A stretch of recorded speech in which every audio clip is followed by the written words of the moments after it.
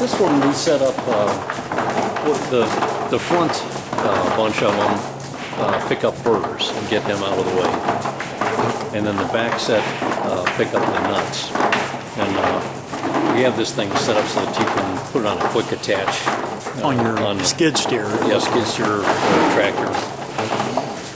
It works okay, but the problem we were having with it was that we had these shoes on the front that diverted the nuts so that they went under each set of rollers there, and it really did not work. We have to rebuild that, and we're just doing one thing at a time. Like that was what we found out this year that's wrong with it.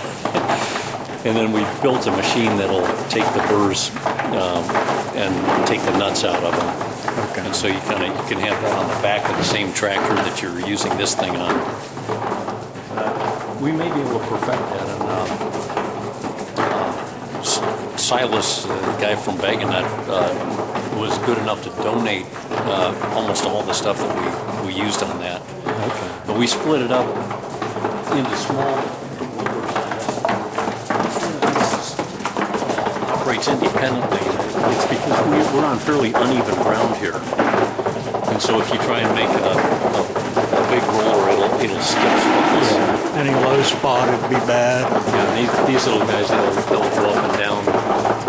And then he built another one too that is like a gang type one that you can pull just behind a riding mower, and they're starting to market down that with the Nut folks on there.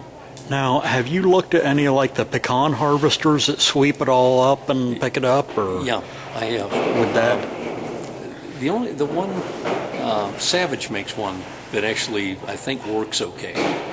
It's a little pricey, but I know Ernie Grimo up in Ontario is using one, and then the Pettits used one out in Rhode Island too, and they were fairly happy with them. I haven't tried. Partly I was spoiled because I've had a lot of good labor to just pick them, and when they pick them, they pick them clean, and you don't end up with all the other stuff because these things pick up a bunch of trash too. yeah. And, part of that's keeping your orchard clean, which unfortunately we have not been that good at doing that. And you saw the orchard down there. We kind of let that stuff grow up and provide kind of a green manure, which improves the soil and all that stuff. But the bad part about that is that if you run something like this over that, it's going to pick up a lot. You hate to just go to like turf because I don't think turf is that great for the soil either.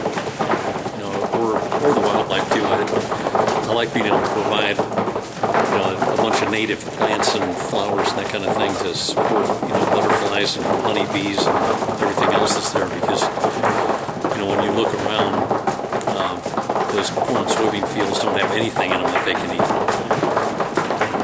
The soybeans depends on the soybean. Some soybeans you can make honey off of. Is that right? Yeah. Northwest Ohio, they get a lot of soybean honey up there.